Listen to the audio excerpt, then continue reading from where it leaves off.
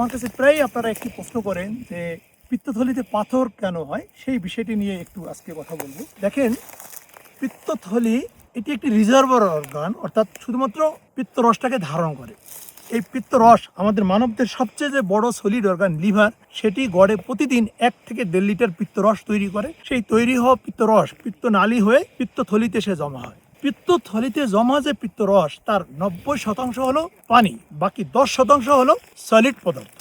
আসসালামু আলাইকুম, আশা করি দর্শক মণ্ডলী আপনারা ভালো আছেন।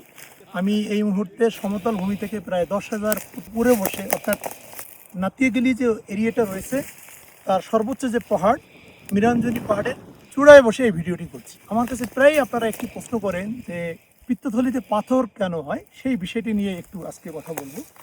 দেখেন, পিত্তথলি এটি একটি রিজার্ভার অর্গান, অর্থাৎ শুধুমাত্র পিত্তরসটাকে ধারণ করে।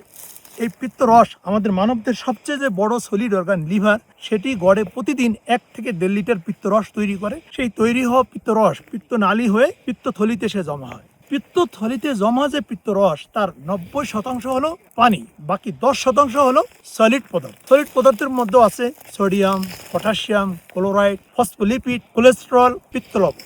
সবচেয়ে গুরুত্বপূর্ণ যে দুটি পদার্থ, সেটি হলো কোলেস্টেরল এবং পিত্তলবণ। এর কারণ হলো পিত্তথলির ভিতরে থাকা যে কোলেস্টেরল, এর একটি প্রবণতা হলো সে তলানি আকারে নিচে জমতে থাকে। আর যখনই সে তলানি আকারে নিচে জমবে, সে কিন্তু আস্তে আস্তে পাথরের রূপ ধারণ করবে। অন্যদিকে পিত্তলবণ যে কাজটি করে, সে সর্বদা চেষ্টা করে কোলেস্টেরলকে দ্রবীভূত করে রাখতে, অর্থাৎ কোলেস্টেরলকে তলানি আকারে জমতে দেয় না। তাহলে আপনারা খুব সহজেই বুঝবেন, পিত্তথলির ভিতরে যে পিত্তরসটা জমা থাকলো, কোনো কারণে যদি পিত্ত লবণের মাত্রা ঠিক আছে বাট কোলেস্টেরলের মাত্রাটা বেড়ে গেল, তাহলে কিন্তু সঠিক পরিমাণে পিত্ত লবণ থাকা সত্ত্বেও কোলেস্টেরলকে সে ধরে রাখতে পারবে না, আস্তে আস্তে নিচের দিকে তলানি আকারে জমতে থাকবে। সেক্ষেত্রে পিত্তথলিতে পাথর হবে। দ্বিতীয় কারণ হলো পিত্তথলিতে কোলেস্টেরলের মাত্রা ঠিক আছে, কিন্তু কোনো কারণে যদি পিত্ত লবণের মাত্রা কমে যায়, সেক্ষেত্রেও একই ঘটনা ঘটবে।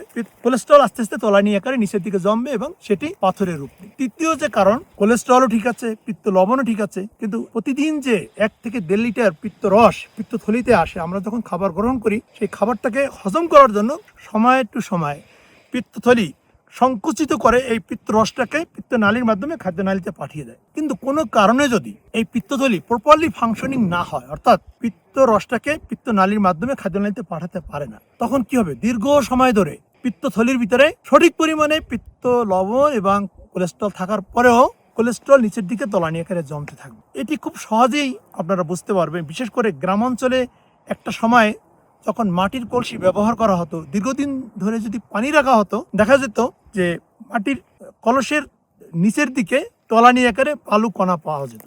এটিও কিন্তু এই একই রকম। খুবই ইন্টারেস্টিং যে বিষয়টি হলো, এই যে পিত্তরসের ভিতরে কোলেস্টেরলের মাত্রা বেড়ে যাওয়া, অথবা পিত্ত লবণের মাত্রা কমে যাওয়া, অথবা পিত্তথলি প্রপারলি ফাংশনিং না হওয়া, এই 3টি ঘটনাই মহিলাদের শরীরে বেশি ঘটে। কেন ঘটে? মহিলাদের শরীরে 2টি হরমোন, ইস্ট্রোজেন এন্ড প্রজেস্টিন, খুবই বেশি মাত্রায় থাকে। বিশেষ করে যখন তারা প্রেগনেন্সি কন্ডিশনে থাকে, তখন তাদের মাত্রা আরো বেশি থাকে। এই ইস্ট্রোজেন এবং প্রজেস্টিন যেটা করে পিত্তথলিতে কোলেস্টেরলের মাত্রা বাড়িয়ে দেয়, পিত্ত লবণের মাত্রা কমিয়ে দেয়, অন্যদিকে পিত্তথলিকে প্রপারলি ফাংশনিং করতে দেয় না। এ কারণেই মহিলাদের শরীরে পুরুষদের তুলনায় পিত্তথলিতে পাথর হওয়ার ঝুঁকি অনেক বেশি। গবেষণায় দেখা গেছে, প্রতি 1জন পুরুষের বিপরীতে 4 জন মহিলাদের শরীরে পিত্তথলিতে পাথর হয়। এবং আরেকটি গুরুত্বপূর্ণ বিষয় হলো, ম্যাক্সিমাম ক্ষেত্রে আমরা দেখি যে যখন আমাদের মা বোনেরা প্রেগনেন্ট হন, বাচ্চা প্রসবের পরপরই তাদের পিত্তথলিতে পাথর শনাক্ত হয়। এর কারণ হলো, যখন তিনি কনসিভ করছিলেন, তখন যেহেতু তার শরীরে ইস্ট্রোজেন এন্ড প্রজেস্টিনের মাত্রা অনেক বেশি ছিল, তখনই হয়তোবা